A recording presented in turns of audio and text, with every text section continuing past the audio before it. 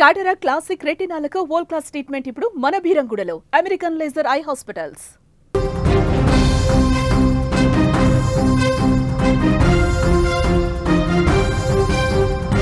వాహనదారులు ట్రాఫిక్ పోలీసులు కనపడితే కంగారు పడతారు. ముఖ్యంగా చలాన్ పడితే తర్వాత ఎప్పుడైనా కట్టుకోవచ్చులే, పోలీసులు పట్టుకుంటే చూద్దాం అంటూ చాలామంది లైట్ తీసుకుంటుంటారు. బండి అమ్మేటప్పుడునో లేదంటే ఏదైనా ముఖ్యమైన పని ఉందనో తప్పనిసరి అయితేనే కట్టడం ఇప్పటి వరకు మనం చూసాం. అయితే ఇకపై ఇలాంటి నిర్లక్ష్యం అస్సలు కుదరదు. వాహనదారులారా, ఆలస్యం చేస్తే భారీ మూల్యం చెల్లించుకోవాల్సి వస్తుంది. కేంద్ర ప్రభుత్వం ట్రాఫిక్ నిబంధనలు, చలాన్ల చెల్లింపు విషయంలో చాలా కఠినంగా వ్యవహరించబోతుంది. మీరు చలాన్ కట్టకపోతే మీ వాహనాన్ని స్వాధీనం చేసుకునే అధికారం కూడా పోలీసులకు ఉంటుంది.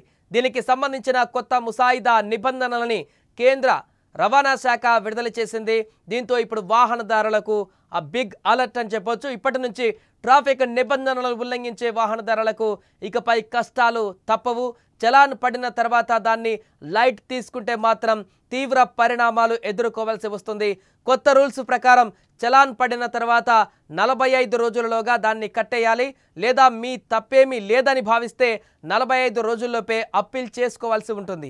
ఈ గడువు దాటితే మాత్రం అధికారులు కఠిన చర్యలు తీసుకుంటారు. ఇంతకుముందు ఈ గడువు 90 రోజులుగా ఉండేది. ఇప్పుడు దాన్ని ఏకంగా 45 రోజులకు తగ్గించడం జరిగింది. దీంతో ఈ కొత్త నిబంధనలను సెంట్రల్ మోటార్ వెహికల్స్ రూల్స్ 1989లో భాగంగా కేంద్ర రవాణా శాఖ ప్రతిపాదించింది. గతంలో చలాన్లపై చర్యలు అంత వివరంగా లేకపోవడంతో ఇప్పుడు కఠిన నిబంధనల్ని తీసుకువచ్చింది. ఇక దీనికి సంబంధించిన డ్రాఫ్ట్ రూల్స్ నోటిఫికేషన్ను కేంద్రం విడుదల చేసింది. ఒక వాహనంపై 5 లేదా అంతకంటే ఎక్కువ చలాన్లు జారీ అయితే సంబంధిత అథారిటీ డ్రైవింగ్ లైసెన్స్ను సస్పెండ్ చేయవచ్చు. చలాన్ చెల్లింపు గడువును 45 రోజులకు తగ్గించారు. ఒకవేళ ఈ గడువులోగా చలాన్ కట్టకపోతే ఆ వాహనాన్ని స్వాధీనం చేసుకునే అధికారం పోలీసులకు ఉంటుంది.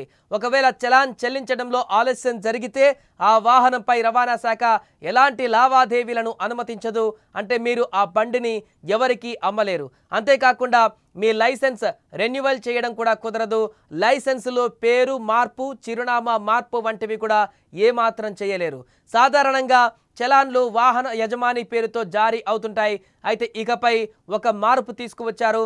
చలాన్ పడిన సమయంలో యజమాని వాహనం నడపలేదని నిరూపించగలిగితే ఆ సమయంలో డ్రైవింగ్ చేసిన వ్యక్తిని బాధ్యుడిని చేస్తారు. ఈ కీలక సవరణ సామాన్య ప్రజలకు కొంత వెసులుబాటు కల్పిస్తుంది.